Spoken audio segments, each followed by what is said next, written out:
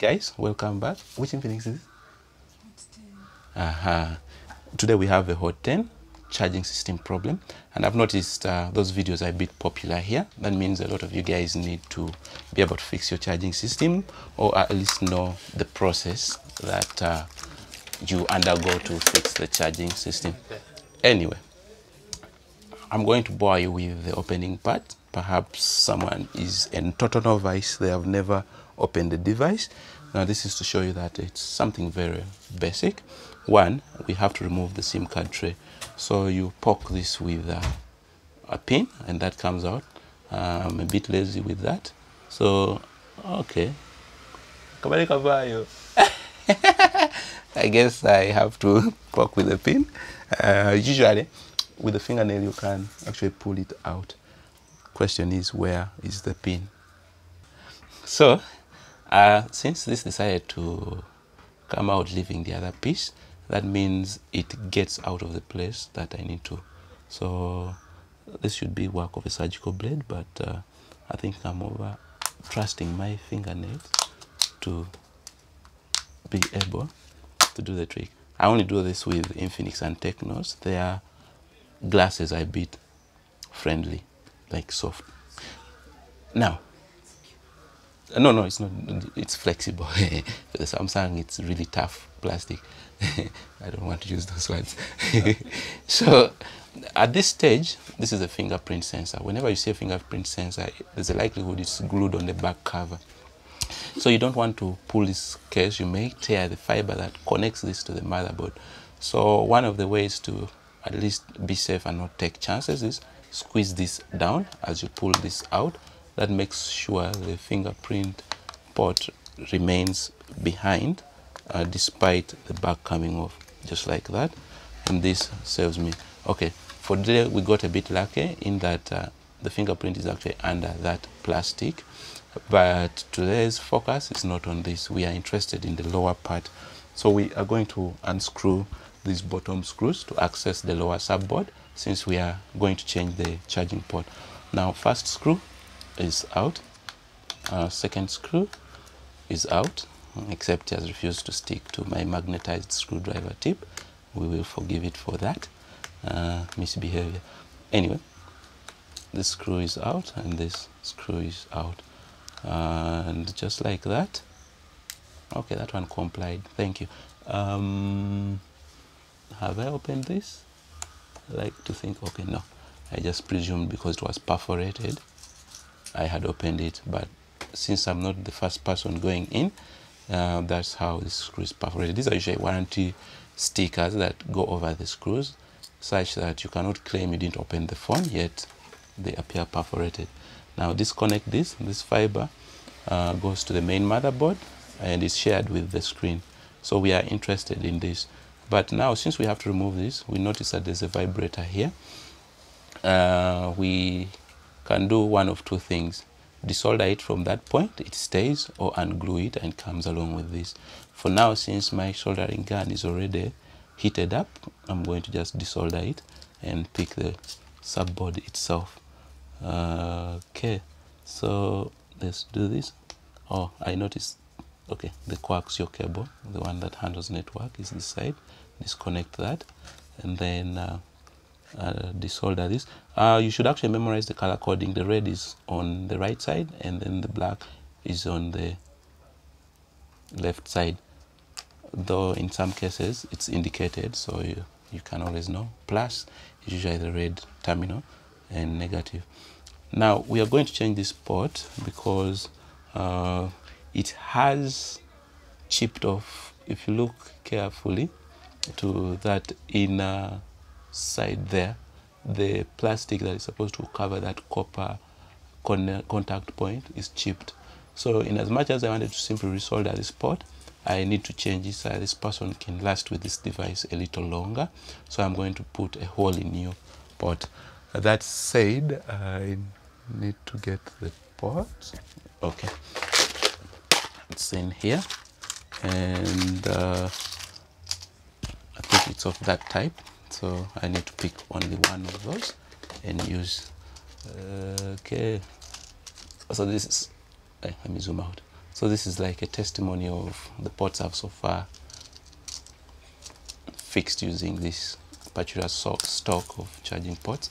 This is a common port. So these ports actually normally differ by anchorage. Much as the front looks similar, you'll notice that the anchorage differs.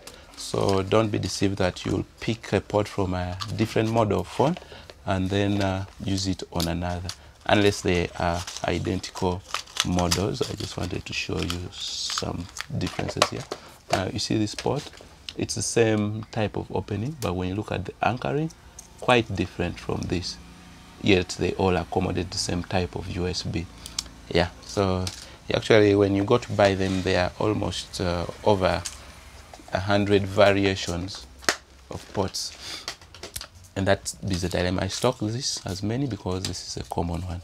Now we proceed to remove this port from there, and as such we use a hot air gun. We're going to set the temperature to 350 degrees and the airflow at 6. Unfortunately, you just have to believe me because that's off camera. It can't fit under the place where I'm recording. The most you can do is hear the wind of the camera. So now as this heats up, this is a trick that I want to show you that ensures you always successfully take off the port without over burning the board. Now since we want, okay, that has decided to go falling. Since we want to remove this, the idea is to lift this up and apply heat so that this falls under its weight and leaves this in your hand. I think I had tweezers. Let me find them. These are what I call tweezers, and this will help me pick this up. Like it's a bit deformed. Let me straighten it so that the tips are laying. Can you see it's missing itself? Okay, yeah, it's still going offside.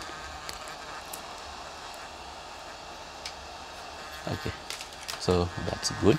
So I'm going to pick this and then hold it just about 5 centimeters off this board, because again you don't want it falling and components next to it fall off also, since the heat is going to melt every contact point there. Now bring it from above at a certain height while lifting this.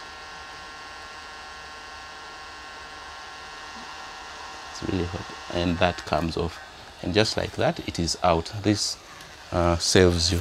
So what has happened there is that I know the typical melting point of the solder used on this board, which is usually around 300 degrees C. That's why I pushed it a little to 350 and focused it at that point so that I don't take very long. Now the next stage is, since we are going to let this sit in here, clearly this has to anchor here. Now it's wise to blow these holes empty, and you could do that with the solder suction device, which always chooses to hide. So for today I'm going to just use the soldering gun. So what I do is apply this soldering gun tip to this. When it's molten, I blow a pulse of air out of, sorry, through here, so it goes flying away. I won't do that under the camera. You'll just hear me do it. So just like that, you can see that these holes have opened. Let me zoom in so you can see that these have holes. You see, you can see when I pass this under it, you can see it's hollow, but this side isn't. So I'm also going to do that. Quickly retract the soldering gun as I blow a pulse of air.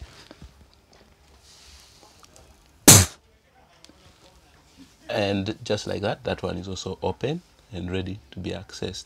So that means we can now freely bring our new port and plug it into that hole right there. Now the trick is, first we begin by roughly soldering those conductive terminals, the 1, 2, 3, 4, 5 there. But before you do that, make sure you apply flux. Flux enables the solder to flow with ease. That prevents it from oxidizing as you're trying to apply it. But before I do that, I'm going to clean the tip of my soldering gun, attempt to make it more pointed, and then put a veneer of solder. Anyway, I think I feel like I owe it to you to show you how I'm going to try to make this a bit pointed. So I'm using pliers to sort of draw it out.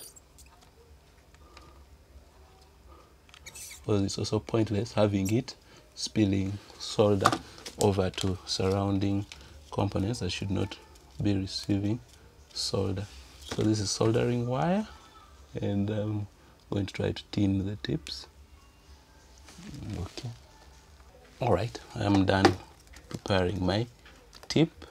So I can now come right here. That will flow away. Why is this ball going underneath there? Oh, okay, some solder has gone to that terminal. I think I'm going to be forced to have to make that settle down right there, so that these be flush as I'm swabbing. So we are interested in the extreme two terminals to begin with, because those are the charging lines. And I don't know, probably let me try to zoom in to see what's happening right there. All right. After temporarily making sure that first and last contacts are okay, now I can anchor the second anchor point, and actually third and fourth, like that. That's just temporary to allow me to swab here to and fro without any worries. So I need to tin this, except the solder I don't want to stick. Okay, no problem. I'm going to go with it and then keep on swabbing to and fro as I pick some from it to go to the terminals. Oh no, I keep drifting off the screen. Also when it is zoomed in, any slight movement to the left or right takes me out of frame. So guys, bear with me. It's a bit tricky to both observe the display of the phone recording and where I'm working, also if I am going to focus. So all right, now that that's that, I can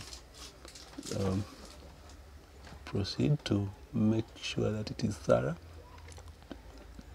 So most people be asking me, how are you able to do micro soldering? So the idea with micro soldering is I'm not going to put the solder wire directly at the points that I need to solder, but I'll just put a film of solder on the tip of the soldering gun, keep swabbing to and fro. As heat melts the contact points, it allows some of the solder from the tip of the soldering gun to move onto the points that are being soldered. Now that that is done, I can now go forward to do the final soldering of the anchor points. Right, that, and that, and then that. Okay. Okay. So occasionally, excess solder may want to stay and compromise the ability to close. So spread that out like that. So the next thing is we do the initial testing.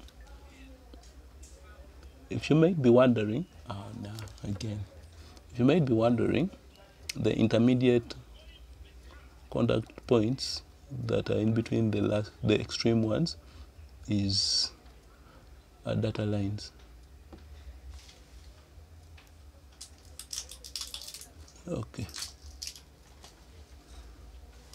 I think this is sufficient. So we're going to plug in and do an initial test. Let me find my charger and also zoom out. Sorry. Okay.